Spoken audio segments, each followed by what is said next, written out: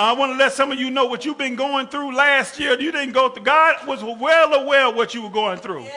But sometimes he has to hide you. And sometimes he's got to hide you in trouble. Because your enemy, I found out the best place to hide anything is in plain sight. Because you always look for something thinking it's hidden when it's right before you. Lord, please, Platts. Have you ever been looking for something in your house and all of a sudden you just looking around, tearing up everything, and the thing was sitting right there on the coffee table? In plain sight, but you never thought to look in plain sight. God hid you in plain sight and the devil still couldn't bother you.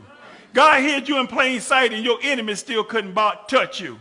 It was in plain sight. Remember when they came for Jesus and they came with all the soldiers, and Jesus said, I taught in the synagogues, I've been in plain sight all the time. Why are you coming after me like this? You know my routine. If you'd have waited, I was coming back to preach again. It's in plain sight. The devil the only one that want to hide something under the rug. The devil the only one that want to take it and make it obscure. So watch this. He looks because of how his nature is. Since he hides and he's deceptive, he thinks that everybody else is. But God will hide you in plain sight. In other words, verse 3 saying, when she could no longer hide the child. Here it is, the mother was concerned about the decree that had went forth that was executing the male babies. And here it is, she had enough relationship or enough consciousness or enough unction from God to understand that there was something different about her child. And it said now she hid him.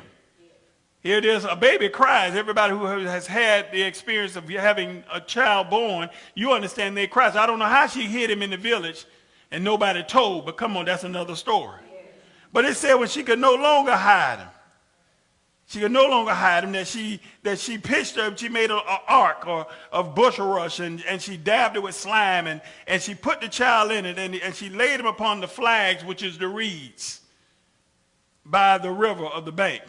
And really to understand the text and to pull away from it, the flags or the reeds, how could she do that? Because when he was in the basket, the reason nobody couldn't see him or bother him, because the basket was made out of the same reeds that she hid him by. That's right. Ain't that something? That's right. He was in plain sight, just waiting on his current to come. Because God controls the flow. So God was just waiting on the right current to bring him through, to get him the way he needed to be. That's how the basket could make its way so close to Pharaoh's daughter. Unrecognizable, but in plain sight.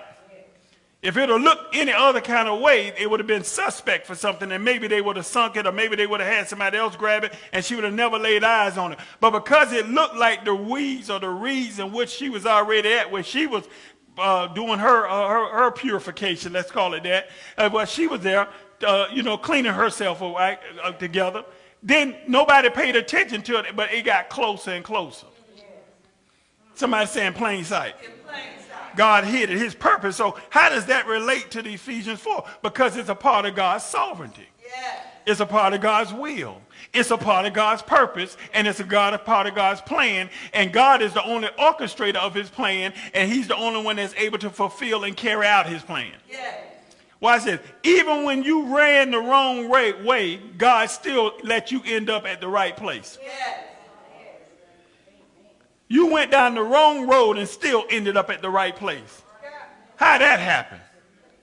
Because of the sovereignty of God. Watch this. He kept you even when you did not want to be kept. How'd that happen? Because of the sovereignty of God. Because God knows more about you than you know about yourself. Where you gave up, God just needed you to hold on just a little bit longer because change was coming in the morning. Let me just deal with it for a second. So he hid her in plain sight.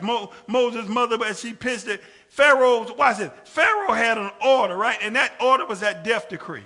But that piper's reed that she built that ark around was so common in that area in that time, because they used it for little, for little devices, little other things, that it was able to go and make it all the way to Pharaoh's daughter. He was hid. And watch it. Now watch it. Somebody say that's the first hiding. The first hiding was he was in that ark, hid in the midst of everything that looked like him, or what he was in, and made it to his destination. The next time he was hid by God at Jethro's house. You remember when he left Egypt, he ran. But in running, he ended up at Jethro's house, the prince of Midian. Here it is, the prince at the prince's house. But he hid there for 40 years. He was there. And while he was there, he took on the job as a shepherd. See, sometimes when God's hiding you, oh, Lord, please, I'm getting a little bit too far myself. But God has that. It was in the hiding stages. He hid Moses. It was in those stages where he delivered Moses out of Egypt and he brought him there, but he was still hiding. Moses was still on the run. Remember, when Moses left, he didn't leave as a prince of Egypt. He left as a runaway slave. Let me just talk a little bit because I know some of you say, what that's got to do with me? Because some of us left some places running and we didn't leave as what we thought as what we were when we left. And we thought our purpose and everything was lost, but because of the sovereignty of God, he had to hide you in some place. Some people God is hidden in the prison system. They've been incarcerated, but they're not lost. They've just been hidden. Because by the time they come out, it's going to be a whole different person than what you thought went in. See, God will hide you in some strange places that your enemies won't ever come to look for you.